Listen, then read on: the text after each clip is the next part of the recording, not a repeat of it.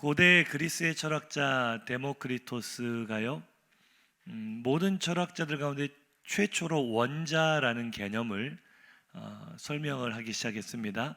이 당시 고대 철학의 중심 주제는 만물의 근원이 어디에서부터 오느냐였는데, 많은 철학자들이 어떤 사람은 만물의 근원은 물로부터 온다, 어떤 사람은 만물의 근원은 불로부터 온다라는 설명을 할 때, 이 데모크리토스는 물이나 불처럼 눈에 보이는 그런 물질이 아니라 그 물질을 이루고 있는 가장 작은 원소, 원자라는 개념이 있는데, 그것이 바로 만물의 근원이다라고 설명을 하기 시작했어요.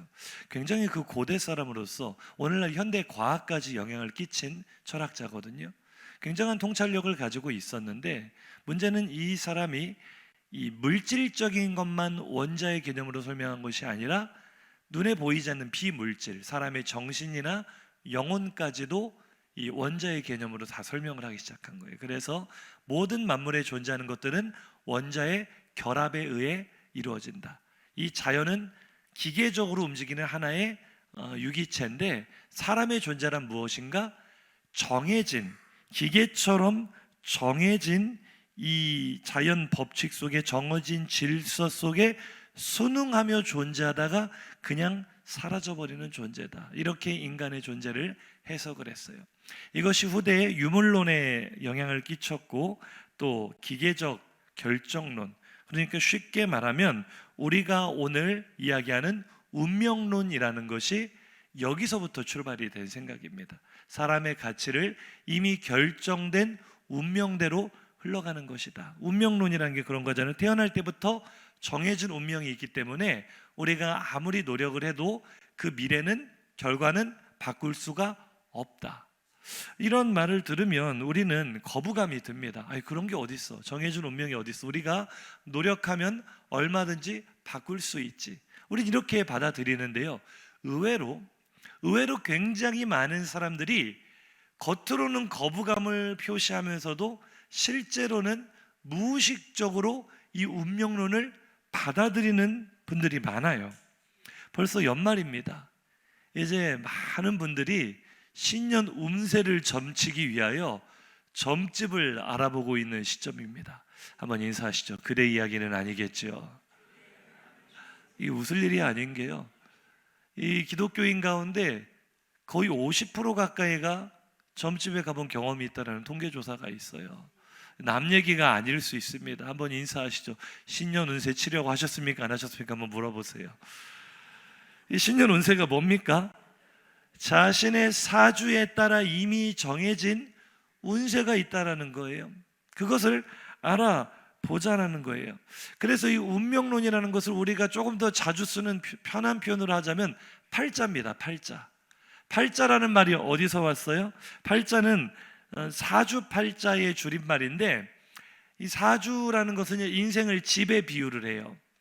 집을 세우는 기둥이 4개가 있답니다. 태어난 연, 월, 일, 시, 이 4개의 기둥, 사주에 각각의 기둥에 2개씩의 글자, 간지 글자를 붙여서 팔자, 8자를 만든 거예요. 인생을 이 사주의 팔자로 다 해석할 수가 있다. 이제 이런 사주팔자에서 나온 팔자라는 말을 오늘 우리는 그냥 쉽게 자신의 운명을 나타내는 말로 사용을 하죠. 예를 들면, 아이고 내 팔자야. 이건 뭐예요? 내가 아무리 노력을 해도 팔자가 사나워서 내 뜻대로 되는 일이 없다. 내가 아무리 잘 돼 보게 하려고 해도 결국 안 되는 것은 내게 정해진 팔자 때문이다. 우리도 모르게 이렇게 무의식적으로 말을 하는 게 뭐겠어요? 우리가 운명론을 받아들이고 있다는 거예요. 실제로 그런 게 없는데도 팔자가 사나워서 어려운 일을 많이 겪는다. 그래서 이런 의식을 가진 분들은요, 분명히 우리 현실 속에서는 개천에서 용이 나기도 하고 아무것도 없다가 스스로의 노력으로 자수성가한 분들도 계시거든요. 그런데 그런 것들도 어떻게 해석하냐면, 그 사람은 원래 팔자가 그렇게 될 팔자를 타고 나서 그렇게 된 것이다. 아무리 어렵게 태어났어도 원래 그렇게 될 팔자였다라고 굉장히 결정적으로 이걸 받아들여요. 그래서 이분들의 주장은 타고난 팔자는 고치는 게 쉽다, 어렵다? 어려운 정도가 아니라 불가능하다라고 말합니다. 왜 그렇게 팔자는 고치기가 어려울까? 누군가 재밌는 이야기를 했어요. 그림 한번 보여주세요. 팔자는 눕혀서도 팔자고, 떨어져도 팔이고, 붙어도 팔이고, 뒤집어 놓아도 팔이고. 고쳐진다 안 고쳐진다? 안 고쳐진다. 그래서 팔자다. 이런 얘기를 하는데요. 또 이 사주풀이를 하는 분들은 재밌는 이야기를 합니다. 이미 정해진 팔자를 고치기는 어렵지만 피해가는 편법은 있답니다. 들어보셨어요? 예를 들어서 점집에 갔더니 이런 말을 해요. 아유, 칼 맞을 사주네. 칼 맞을 사주야. 이러면은 어떻게 피해? 못 고치니까. 나는 칼 맞을 사주구나. 어떻게 고쳐야 돼? 어떻게 이걸 피해 가야 돼요? 성형외과에 가서 쌍꺼풀 수술을 하면 된답니다. 칼 맞을 사주니까요. 아니, 피를 볼 사주네. 이러면은 어떻게 피해가는 편법이 있어요? 빨리 보건소에 가서 헌혈을 해야 돼요. 피를 맞잖아요. 교통사고 날 팔자네 이러면은요, 놀이동산에 가서 범퍼카를 타시면 됩니다. 우리가 우스갯소리처럼 듣지만 실제 점집에서 팁이라고 알려주는 게 이런 이야기라 그래요. 이게 무슨 얘기입니까? 사람들은 자신의 운명에 대해 굉장히 궁금해하고, 혹 내가 맞닥뜨릴 좋지 않은 운명이 있다면 어떠한 노력을 기울여서라도 이것을 피하고 싶어 합니다. 그래서 그 비싼 수천만 원, 때로는 수억 원에 달하는 부적을 쓰는 이유가 뭐예요? 그 다가올 운명을 피해보자. 내게 다가올 아군을 피해보자. 이게 사람들의 생각이죠. 그런 관점에서 본다면 다윗은 정말로 미련한 사람입니다. 왜냐하면 자신의 팔자를 고칠 수 있는 기회를 스스로 차버렸거든요. 우리가 지난주 한 주 이제 우리가 특별 설교를 들으면서 이제 주일학교와 한 주 건너뛰었지만, 지난주가 골리앗 이야기였어요. 그 전주는 다윗이 기름 부음을 받은 이야기였죠.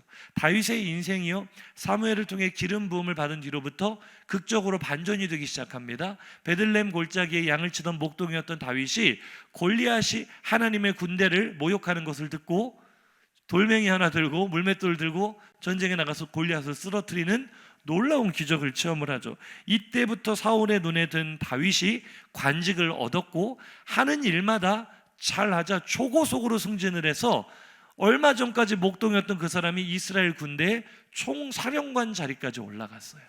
얼마나 대단한 인생의 반전입니까? 그리고 거기가 그것도 부족해서 이제 다윗의 인기가 사울보다 더 높아지기 시작한 거예요. 다윗이 죽인 자는 만만이고 사울이 죽인 자는 천천이다. 그래서 사울이 이제 열등감에 사로잡혀서 시기와 질투로 다윗을 죽이려고 하는 그런 사건들도 있기는 했지만, 그래도 다윗의 기세는 꺾일 줄 몰랐어요. 그래서 사울은 사실 다윗을 죽이기 위해 왕의 사위가 되려면 블레셋 사람 100명을 죽여서 포피를 베어와라, 다윗을 죽이려는 함정이었는데, 다윗은 그냥 보란듯이 그 미션 임파서블 해냅니다.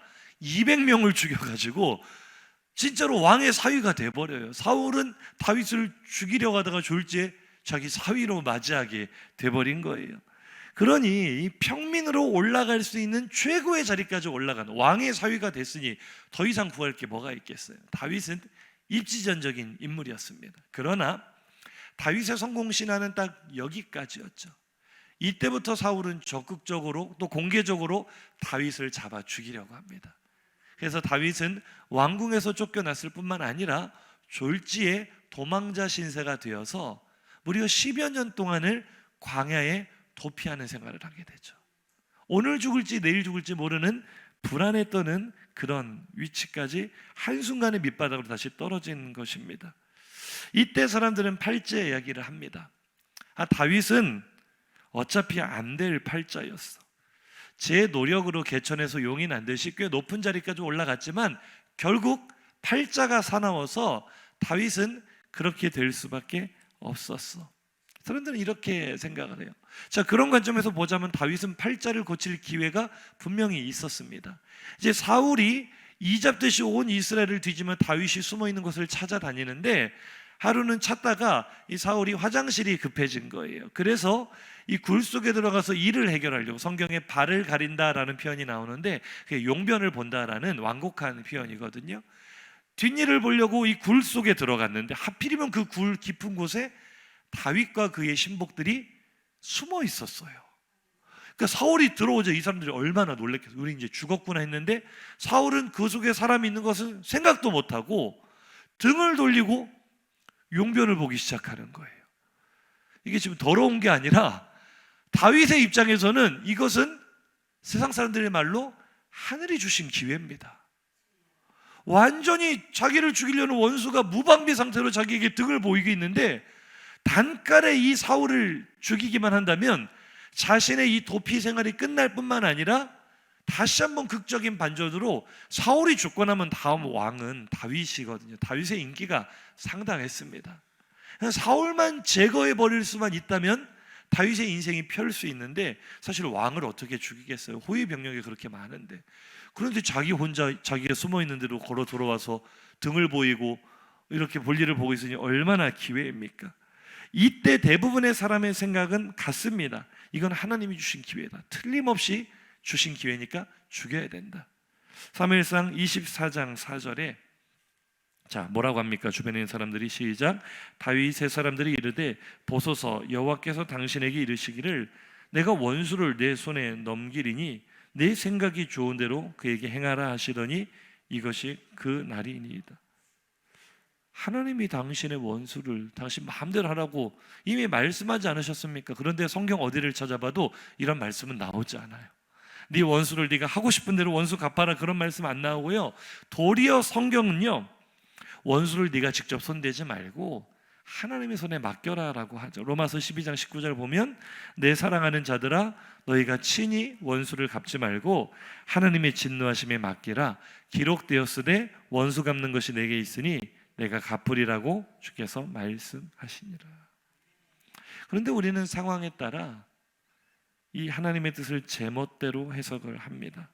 내가 지금 곤경에 처해 있는데 이 곤경을 빠져나갈 수 있는 기회가 주어지기만 한다면 이것이 하나님이 기뻐하시는 일인지 하나님이 진노하실 일인지 묻지도 따지지도 않고 그 기회를 잡으려 할 거예요. 오늘 다윗의 사람들이 똑같은 입장 아닙니까? 사울이 제 발로 걸어들어 나 죽여달라고 저러고 있는데 이건 하나님의 뜻입니다. 하나님이 그렇다고 감동을 주신 것도 아닌데 자기들이 해석한 거죠. 자 어떠세요? 하나님께서 지금 다윗이 사울을 어떻게 보면 비겁하게 뒤에서 기습해서 죽이는 것을 기뻐하실까요? 슬퍼하실까요? 그런데 이 사람들은 그렇게 받아들이지 않아요. 왜냐하면 지금 내 삶이 너무 고통스러우니까. 수단과 방법이 중요한 게 아니라 일단은 이 위기를 좀 벗어나고 보자는 거죠. 하나님이 우리에게 이런 기회를 주셨는데 잡지 않으면 바보 아닌가? 그런데 이상하게도 다윗은 그렇게 하지 않습니다. 누가 봐도 죽여야 될 기회인데 가만히 사울 뒤에 다가가서 알아채지 못하게 조용히 옷자락만 베어냅니다. 그리고 그것조차도 마음의 양심에 찔려서 사울이 나간 뒤에 좀 멀리 떨어진 데 사울을 불러서 그 앞에 절을 하며 사죄합니다. 그리고 자신의 억울함을 호소하기 시작합니다. 나는 한 번도 왕을 헤아려 한 적이 없는데 왕은 왜 나를 죽이려 하십니까? 어떻게 보면 정말 미련한 선택이고요. 다윗 한 사람의 생명이 아니라 사실은 다윗과 함께하는 수많은 사람들의 목숨이 달린 일이거든요.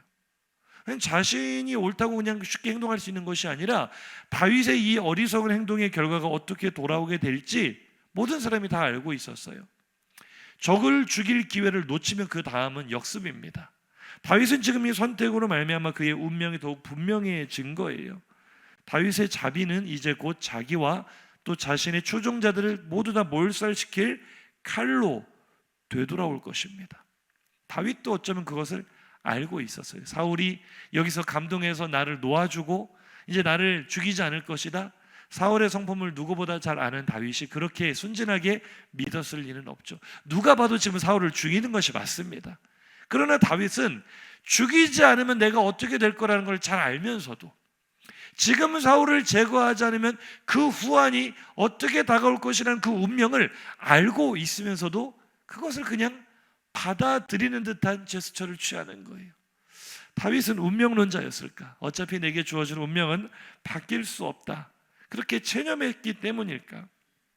그런데 이 운명이라고 우리가 설명을 한다고 한다면요, 이 운명을 바라보는 관점이 다윗과 사울은 정반대입니다. 사울은 사실 다윗이 자신의 목숨을 살려준 이 사건 때문에 너무나 큰 충격을 받습니다. 그리고 다윗이 정말 울면서 자신의 억울함을 호소할 때 사울도 마음의 감동에 대해서 그 자리에서는 내가 잘못했다라고 시인을 합니다. 그러면서 자기도 모르게 자기 속에 있는 속내를 드러내요. 사울이 뭐라고 합니까? 사무엘상 24장 20절 이하에 보라, 나는 네가 반드시 왕이 될 것을 알고. 사울은요, 이미 지금 왜 사울이 다윗을 찾아 죽이려고 쫓아다닌가에 대한 속내를 드러내는 거예요. 사울이 생각하는 자신의 운명은 결국 나와 내 가문은 하나님께 버림을 받아 망하게 되겠구나. 결국 이 나라는 다윗의 손에 넘어가게 되겠구나. 사울은 그것을 자신의 운명으로 받아들이고 있어요. 그래서 지금 다윗이 자신의 목숨을 살려줬을 때 너무나 이 감정이 북받쳐 올라서 자신의 그 진심을 고백을 하면서 이렇게 말하죠. 너는 나와 내 자손들을 살려주겠다고 맹세해라. 내 이름을 지워버리지 않겠다고 맹세해라. 그러니까 지금 사울이 생각하는 자신의 운명은 뭐예요? 나는 죽고 다윗이 왕이 될 거다. 다윗이 생각하는 자신의 운명은 잘은 모르겠지만 사울에게 쫓겨다니다가 나는 결국 죽임을 당하게 되겠지. 서로 다른 운명을 받아들이고 있는데 문제는 이 운명을 대하는, 자신에게 정해진 길을 대하는 그들의 모습이 완전히 다르다는 거예요. 다윗은 바꿀 수 있는 기회가 있음에도 불구하고 그것을 포기했습니다. 그냥 하나님 이렇게 쫓겨다니다가 죽는 것이 하나님의 뜻이라면 그렇게 하겠습니다라는 그런 각오 아니겠어요? 거기서 사울을 그냥 살려보낸다는 것은 너무나 미련한 일이잖아요. 그래서 사울은요, 자신이 생각하는 운명은 내가 죽는 거예요. 내가 왕위를 빼앗기는 거예요. 내 가문이 몰락하는 거예요. 그리고 다윗이 왕위에 오르는 게 사울이 생각하는 운명이에요. 그런데 사울은 그것을 바꾸고자 했습니다. 그래서 그 운명을 바꾸기 위해 군사를 특수부대를 모집해서 다윗을 죽이는 일에 자신의 인생을 10년을 쏟아붓기 시작합니다. 하나님께서 이스라엘을 왕으로 세우셔서 이스라엘을 잘 다스려야 될 사명을 가진 사울이 정작 했던 일은 다윗 죽이는데 자신의 온 에너지를 쏟은 거예요. 왜요? 내게 주어질 운명을 바꾸기 위해서. 그래서 우리가 단편적으로 이렇게 바라보자면 다윗은 꼭 운명론자 같고 사울은 개천론자 혹은 자유의지론자 같습니다. 마치 다윗은 내게 정해진 운명은 바꿀 수 없어, 체념하는 사람처럼 보이고, 사울은 아니야, 얼마든지 내가 내 운명을 바꿀 수 있어 라고 생각하는 것처럼 보여요. 그러니 우리가 이 논리적으로 이성적으로 바라본다면 사울이 훨씬 더 진취적인 인물이고 사울이 훨씬 더 올바른 생각을 하고 있는 것이 아닌가라고 여길 수도 있습니다. 어쨌거나 사울은 그렇게 자신의 운명을 바꾸기 위해 액션을 취하는데요, 오늘 본문 2절로 이제 이 본문이 연결이 됩니다. 25장의 나발 이야기가 잠깐 끼어들지만 24장 다윗이 사울을 살려준 사건 이후에 연결되는 이야기가 바로 오늘 바로 26장 또 한 번 그런 일이 반복되는 사건인데요, 사울은 자신의 운명을 바꾸기 위해 2절 시작, 사울이 일어나 십광야에서 다윗을 찾으려고 이스라엘에서 택한 사람 3,000명과 함께 십광야로 내려가서 특수부대를 3,000명, 특수부대원 30명만 데리고 다녀도 무서울 거예요. 300명이면은 기가 질릴 거예요. 근데 3,000명이나 되는 특수부대를 이끌고 다윗 죽여라, 다윗 한 사람 잡아 죽이기 위해 3,000명을 데리고 온 광야를 이잡듯이 뒤지는 사울의 모습 속에 우리는 자신의 운명을 바꾸고자 하는 강력한 의지를 느낄 수 있죠. 다윗의 운명은 이제 바람 앞에 촛불 같습니다. 그런데 그런 다윗에게 다시 한번 기회가 찾아왔어요. 사울이 다윗을 추격을 하다가 이제 밤이 되도록 찾지 못하고 야영을 합니다. 광야에서 진영을 세우고 사울은 한 가운데에 있었고 아마 사울을 둘러싸고 수많은 군사들이 배치가 돼 있었겠죠. 다윗이 그들의 동태를 살피려고 가까이 어둠을 틈타 접근을 해보니 이게 웬일입니까? 초병이 보이지 않아요. 보초를 서열된 병사가 아무도 보이지 않고 보니까 전부 다 깊은 잠에 골아 떨어져 있는데 사울부터 말단 병사들까지 한 사람도 깨어있는 사람이 없는 겁니다. 그게 오늘 본문 7절입니다. 시작, 다윗과 아비새가 밤에 그 백성에게 나아가 본즉 사울이 진영 가운데 누워 자고 창은 머리 곁 땅에 꽂혀 있고 아브넬과 백성들은 그를 둘러 누웠는지라. 하나님께서 그들을 얼마나 깊이 잠들게 하셨는지, 왕이 한가운데 있는데 그 왕을 지켜야 될 모든 경호 병력들까지 전부 다 무슨 수면제라도 먹은 것처럼 완전히 골아 떨어져 있어요. 무방비 상태입니다. 다윗이 그 한가운데 들어갈 때까지 아무도 제지하는 사람이었고 깨 있는 사람이 없어요. 지난번보다 더 좋은 기회입니다. 이제야 비로소 자신의 운명을 바꿀 수 있는, 내 팔자를 고칠 수 있는 절호의 기회가 다시 한번 온 거죠. 지금 이 사울을 제거해버리기만 하면 다윗이 왕위에 오르는 건 식은 죽 먹기입니다. 누가 봐도 하나님이 주신 기회, 두 번째 기회 아니겠어요?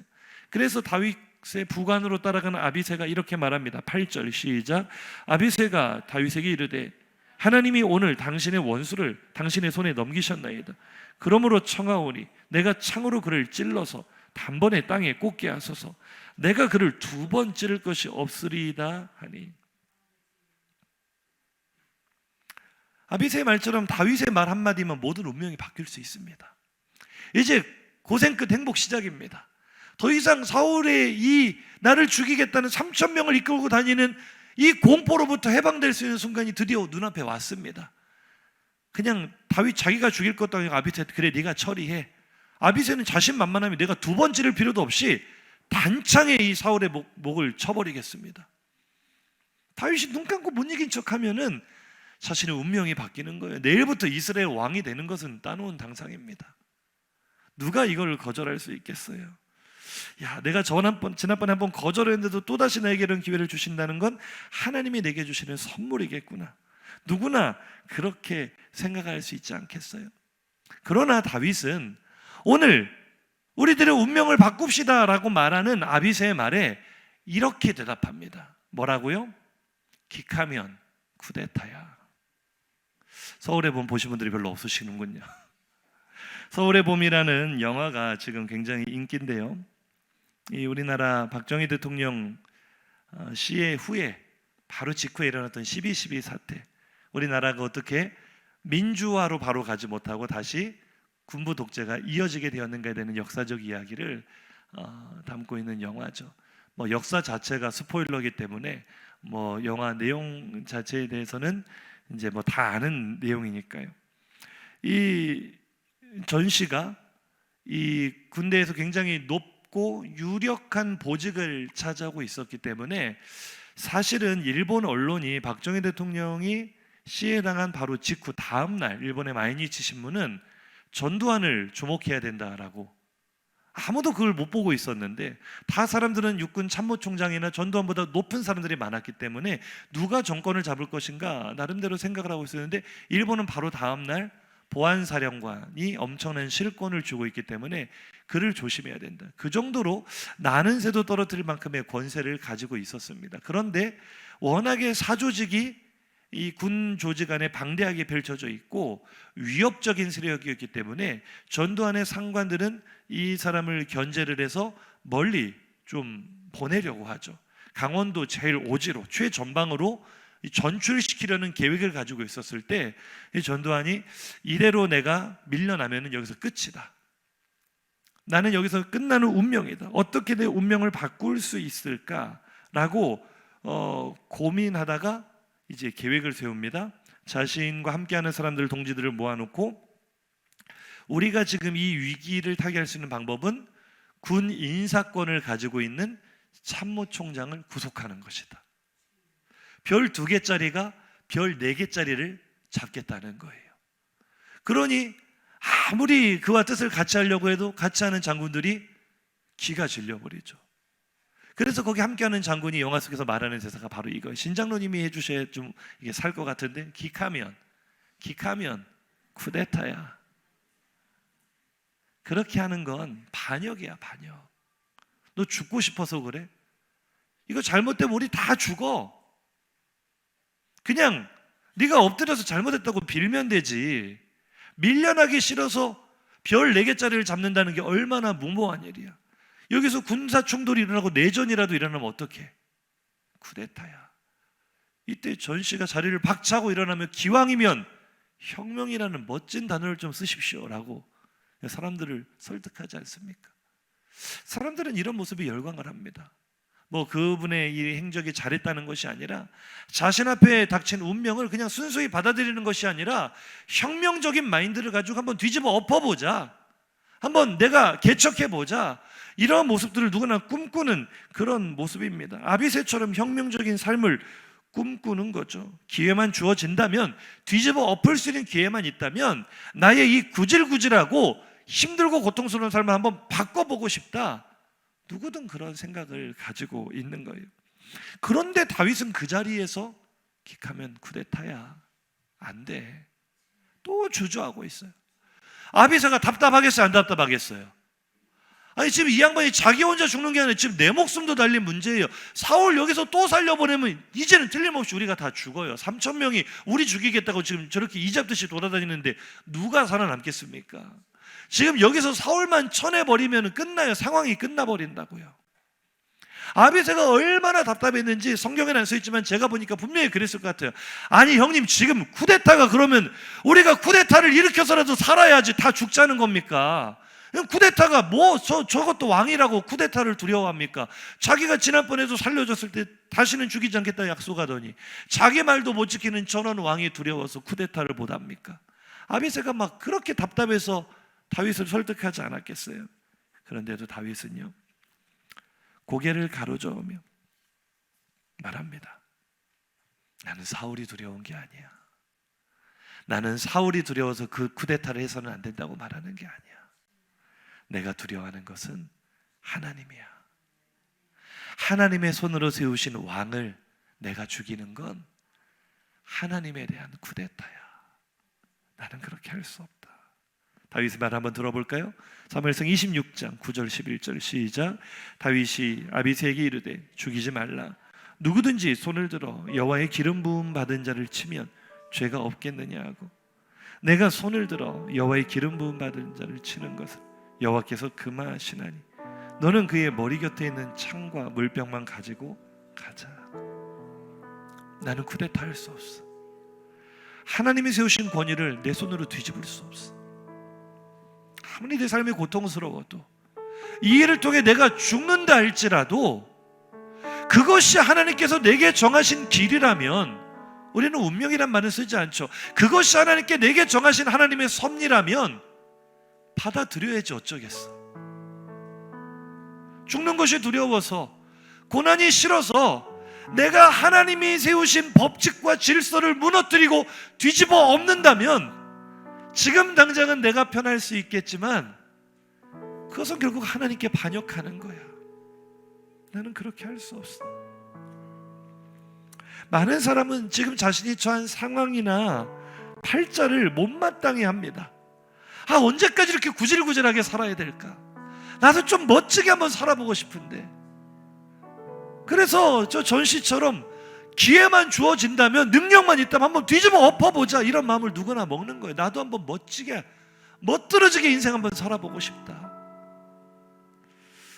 더욱이 다윗처럼 내가 이렇게 죽도록 고생하다가 비참하게 죽을 것이 뻔히 눈에 보이는 운명이라면 누가 그걸 순순히 받아들일 수 있겠어요? 어떤 바보가 그런 운명을 받아들이겠어요? 어떻게든 그 운명을 뒤집어 보려고 몸부림을 치겠죠. 그런데 다윗은 지금 또 이 두 번째 기회를 놓쳐버리는 그 결과가 자신에게 얼마나 혹독하게 다가올 것이라는 것을 알면서도, 결국 이 일 때문에 내가 죽을 수 있다는 것도 알면서도 그냥 그 운명을 받아들이고 있어요. 너무나 어리석게도. 결과적으로 말씀드리면 지금 이 시기가 다윗의 도피생활 약 5년째거든요. 결과론적으로 말씀드렸을 때도 앞으로도 이 일 때문에 다윗은 5년 동안을 죽을 고생을 해야 됩니다. 오늘 이 사건 이후로 다윗은 더 이상 이스라엘 땅에 머물지 못해요. 철천지 원수와 같았던 블레셋이라는 나라로 국경을 넘어 망명을 합니다. 왜냐하면 오늘 사울이 다윗의 은신처를 찾아낸 것도 결국 동족들의 배반 때문이었거든요. 그러니까 다윗이 처한 운명은 너무나 혹독하다 못해 살기 싫을 정도예요. 세상에 믿을 사람이 하나도 없어요. 나만 홀로 버려진 것 같고 오죽하면 적국으로 망명을 하겠어요. 블레셋은 다윗이라면 이를 갈고 죽이려고 하는 나라인데 오죽하면 다윗이 그 블레셋으로 망명할 만큼 지금 이 선택은 잘못된 선택입니다. 지금 사울을 살려보내는 것은 자살 행위라고요. 그런데 다윗은 받아들이고 있어요. 왜 그랬을까? 다윗은 정말 운명론자였을까? 어차피 내 운명 사울의 손에 붙잡혀 죽을 거야. 나는 이 운명 바꾸지 못해.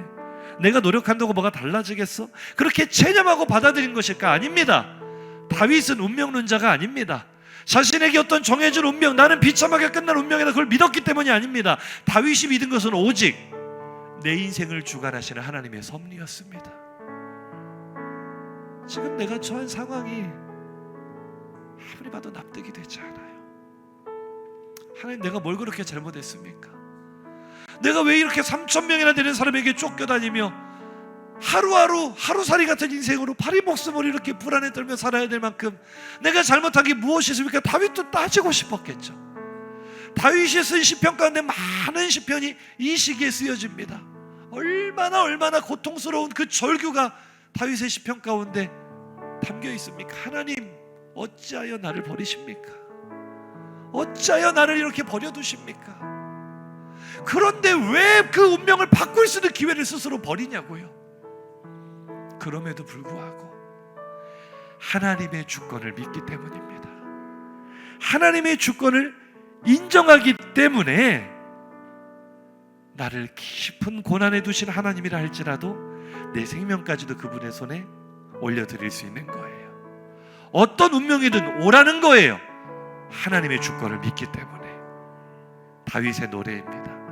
다윗이 아마 이 찬양을 불렀을 것 같아요. 다윗의 심정으로 함께 불러볼까요? 내가 걷는 이 길이 굽어도는 수가 있어도 내 심장이 울렁이고 가슴 아파도 내 마음 속으로 여전히 기뻐하는 까닭은 하나님은 실수하지 않으신 믿으십니까?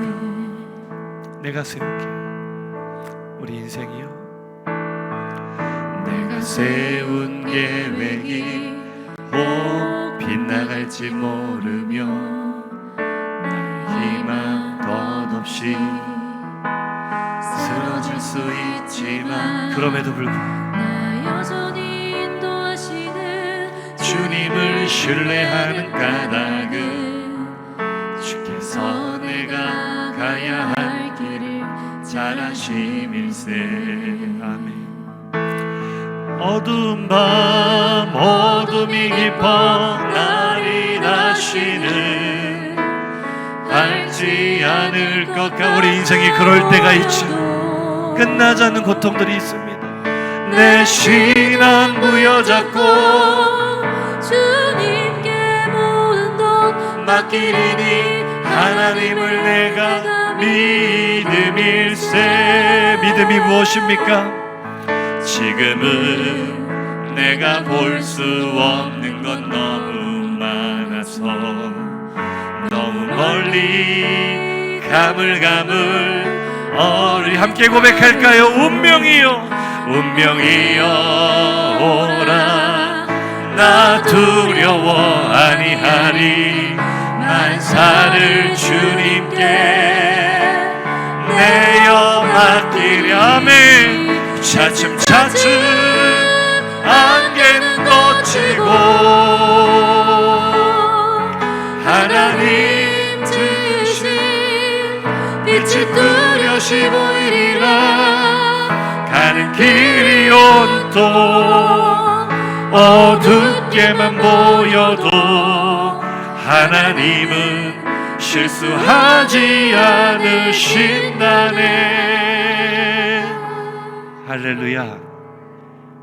지금 내 삶이 깊은 고난 가운데 있어도, 이해하지 못할 고난이 내 삶을 둘러싸고 있어도, 응답되지 않는 기도의 제목들이 많이 있어도, 아무것도 눈에 보이지 않아도 괜찮다는 거예요. 차츰차츰 안개가 걷히지 않아도 괜찮다는 거예요. 어떤 운명이든지 내가 두려워하지 않은 것은 나를 인도하시는 하나님이 선하신 분이기 때문에, 실수하지 않으시는 분이기 때문에 우리는 운명을 믿는 것이 아니라 그분의 주권을 믿는 것입니다. 그분이 나를 지금 광야에 두셨다면 거기가 내 자리인 거예요. 아멘이십니까? 그분이 나를 깊은 외로움 가운데 지금 두셨다면 이유는 알 수 없겠지만, 내가 다 이해할 수 없겠지만 그것이 옳은 것입니다. 하나님은 선하신 분이기 때문에 그런 것입니다. 물론 우리는 운명론자가 아니기 때문에 정해진 운명을 받아들이는 것은 결코 아닙니다. 우리는 우리의 형편과 처지를 바꾸기 위해 몸부림치는 것을 죄라고 말하지 않습니다. 우리는 얼마든지 더 나은 미래를 꿈꾸며 노력할 수 있습니다. 그러나 적어도 수단과 방법을 가리지 않고 다른 사람에게 해를 끼치면서까지 하나님의 싫어하시는 일을 하면서까지 내 운명을 한번 바꿔보겠다, 나의 길을 바꿔보겠다, 이것은 교만입니다. 이것은 믿음이 아닙니다. 제가 아는 어떤 분은 평생의 기도 제목이 큰 교회 보내주세요. 저희가 지금 목회를 하고 있는 교회 하면서도 이게 못마땅해서 큰 교회 보내주세요. 평생 그렇게 기도해서 진짜 큰 교회 갔습니다. 근데 저는 참 그 이야기를 싫어합니다. 목사가 할 기도가 없어서 하나님이 맡겨주신 양떼와 교회, 어떻게 하면 내가 이 교회를 잘 섬길 수 있을까? 몸부림쳐도 부족한데. 아니, 하나님이 보내주시면 가는 거고 그냥 두시면 있는 거지. 왜 내가 하나님 할 걱정까지 합니까? 하나님이 나를 두신 그곳이 내가 있을 자리입니다. 내게 줄로 지어주신 그 구역이 가장 아름다운 곳입니다. 바꾸실 때는 하나님이 강권적으로 개입하시겠죠. 역사하시겠죠. 반칙하면 안 돼요. 제가 제일 싫어하는 건 목회에 세습받는 것입니다. 사회에서도 용납될 수 없는 일이에요. 사장 아들이, 사장 딸이 낙하산으로 그 회사에 임원으로 오게 되면 누가 그걸 좋아합니까? 그냥 눈치 보고 말을 안 할 뿐이지 누가 그걸 보고 분개하지 않겠습니까? 똑같이 힘겨운 목회 가운데 하나님 한번 바라보며 치열하게 하나님 나라 위하여 사역하는 동역자들이, 어느 목사 아들이, 어느 목사 사위가 큰 대형교회에 세습받았다, 그 말 한마디가 얼마나 수많은 목회자들의 마음에 상처를 주고 그 자존감을 무너뜨리고, 그 반칙이 과연 하나님의 뜻입니까? 하나님이 하시는 대로 순리대로 따라가지를 못하는 거예요. 우리의 욕심이 뒤집어 한번 엎어보겠다. 내가 기왕 큰 교회 담임 목사 사위로 들어왔는데 이 교회 한번 물려받아야지. 이게 뒤집어 엎는 거예요. 따라합시다. 기카면 쿠데타입니다. 왜 내가 하나님의 뜻을 내 눈으로 볼 수 없다고 해서 그분의 뜻이 틀린 것이 아니라는 것입니다. 할렐루야. 하나님이 낮은 자리에 처하게 하실 때 겸손히 그 자리에 머물 수 있는 믿음 가지시기를 주의 이름으로 축복합니다. 그러나 많은 사람들이 기회만 주어진다면 전시처럼 한번 뒤집어 엎어보겠다. 그런데 그 인생에 정말 성공적으로 보이십니까? 행복해 보이십니까? 대한민국 국민 중 누가 지금 그분을 존경합니까? 그토록 수많은 사람들이 피를 흘리며 학살하며 정권을 유지한 그 사람을 누가 존경합니까? 전직 대통령으로서 법원에서 사형을 구형받는 그 수치와 모욕을 결국 당하지 않습니까? 오늘 본문이요, 하나님께서 스스로의 힘으로 한번 하나님의 섭리를 뛰어넘어 뒤집어 보겠다는 인생을 어떻게 평가하시는지를 성경이 굉장히 유머러스하게 장치로 숨겨놓았는데요, 창이라는 단어에 한번 주목해 보세요. 창. 오늘 계속 반복적으로 등장하는 창이요, 사무엘상 26장 7절 이하부터 보시면은요, 사울이 진영 가운데 누워 자는데 창이 어디 있어요? 사울의 창이 그의 머리곁 땅에 꽂혀 있어요. 그런데 그 모습을 보는 아비새가 그 창을 뽑아 어떻게 하겠다 그래요? 이 창으로 사울을 꿰뚫어 죽이겠습니다. 다윗이 그것을 만류하면서 뭐를 가져가요? 그 창을 가져가요. 그 창이 무엇입니까? 하나님의 섭리를 향하던 사울의 교만의 상징입니다. 자신이 생각하는 운명, 다윗이 왕이 되겠지, 그 창을 던져서 다윗 찔러 죽이려고 그랬어요. 몇 번이나. 나는 창을 든 인생입니까? 아니면 방패 대신 하나님을 의지하고 그분의 뒤에 함께 거하는 인생입니까? 내가 창을 들고 하나님의 일하심에 반역하고 쿠데타를 일으키려 하면 결국 그 창 끝은 나를 향하게 됩니다. 다윗이 만류했으니 다행이지 사울은 그 창에 찔려 죽을 뻔했고요. 결국 하나님께서 그 창을 거두어 가셨습니다. 저는 오늘 다윗이 사울의 창을 가져갔다는 이 장면이 굉장히 의미를 가진 은유처럼 느껴져요. 이때로부터 사울의 왕권이 본격적으로 무너지기 시작했구나. 이때로부터 사울의 그 왕권이 다윗에게로 옮겨가기 시작했구나.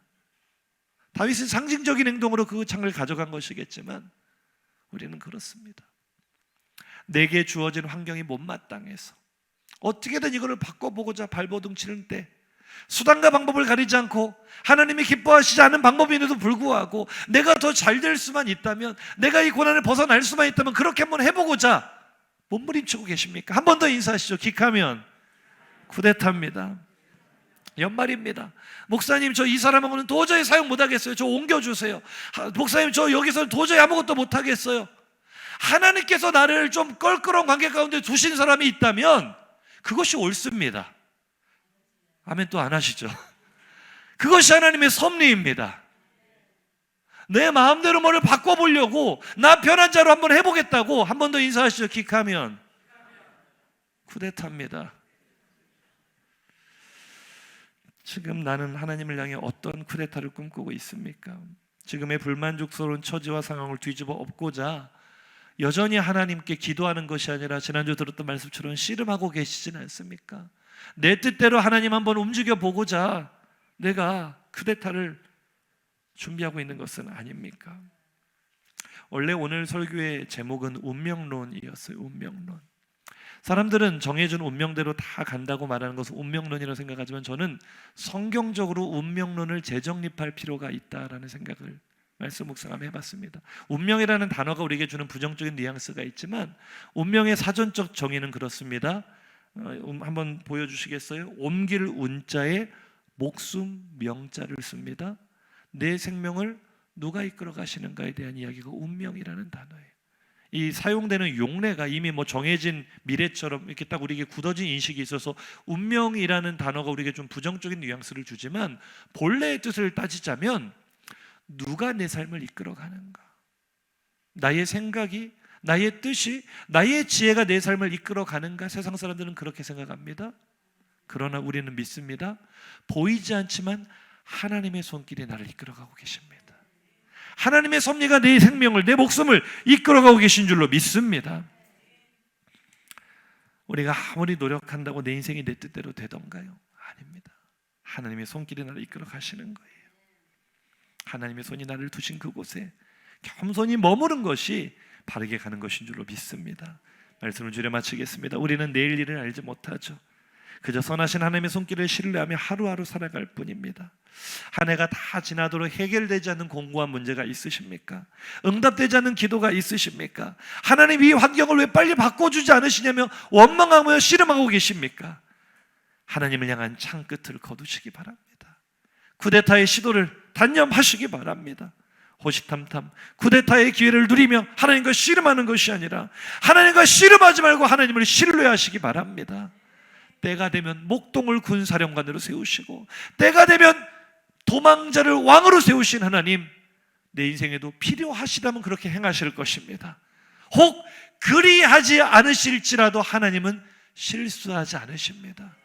우리 교회가 생각만큼 쉽게 빠르게 부흥하지 않아도 괜찮아요. 하나님이 이끌어가시는 과정이라면 우리는 이 자리에서 순종하는 것입니다. 다만 포기하지 않습니다. 우리는 운명론자가 아니기 때문입니다. 하나님께서 이루실 미래를 바라보며 우리는 하루하루 최선을 다해 살아가는 것입니다. 하나님의 도우심을 구하며 달려가는 것입니다. 내가 원하는 때 내가 원하는 방법으로 사건의 결과들이 드러나지는 않을지라도 그분은 마침내 그분의 뜻을 이루실 것입니다. 우리 하나님을 신뢰하며 우리 쿠데타의 주인공이 아니라 다윗처럼 예수님처럼 순종의 주인공 되시기를 주의 이름으로 축복합니다. 우리 내 삶을 주님 손에 올려드리는 마음으로 함께 결단의 찬양 올려드리겠습니다. 주님, 내일 일은 난 모릅니다. 내 삶이 어떻게 펼쳐질지, 내 삶이 어디로 가게 될지 나는 다 알 수 없습니다. 그러나 하루하루 살아갑니다. 선하신 하나님을 신뢰함으로 이해되지 않는 고난에도 최선을 다해 살아가겠습니다. 믿음으로 고백할까요? 내일 일은 난 몰라요. 하루하루 살아요. 불행이나 여행하고 내 뜻대로 못해요. 험한 일 가고 가도 끝은 없고 고뇌요. 주님 예수 발레미사 내 손 잡아주소서. 내일 일은 난 몰라요. 장래일도 몰라요. 아버지여 날 붙드사 평탄한 길 주옵소서. 좁은 이 길 진리의 주님 가신 그 길, 힘이 들고 어려울 수 있어요. 믿음의 길은 원래 그런 것입니다.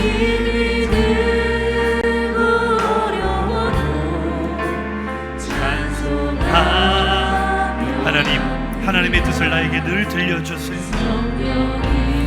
고난 가운데 있어도 빨리 벗어나고 싶은 환경이라 할지라도 하나님이 나를 거기 두시고자 하신다면 하나님 그것을 나의 삶으로 받아들이겠습니다. 하나님의 주권을 신뢰하며 고백합시다. 내일 일은 난 몰라요. 장래일도 몰라요. 아버지여 주신 소명 이루소서. 만왕의 왕 예수께서 이 세상에 오셔서 만백성을 구속하사 참그 예수님의 십자가의 길은 이해가 되는 길입니까? 순교자들의 고통스러웠던 삶은 납득이 되는 삶입니까? 그럼에도 불구하고 하나님은 오르시고 하나님은 선하시고 범사의 하나님을 인정하는 것은 내 삶의 주가 되신 하나님을 믿고 따르는 것입니다. 불과 같은 성령이여 내 맘에 항상 계셔. 천국 가는 그날까지 주여 지켜주. 불과 같은 성령이여 연약한 내 마음을 만들어주사 뒤집어 엎고자 하는 욕망의 고개를 들 때마다 주여 나를 다스려 주옵소서. 주여 나를 인도하여 주옵소서. 할렐루야. 우리 들은 말씀 생각하며 함께 통성으로 결단하며 기도합시다. 저의 좌우명이 된 말씀은 너는 범사의 그를 인정하라. 그리하면 내 길을 지도하시리라 입니다. 말씀을 준비하며 묵상해 보았습니다. 범사의 하나님을 인정한다는 것이 무엇일까?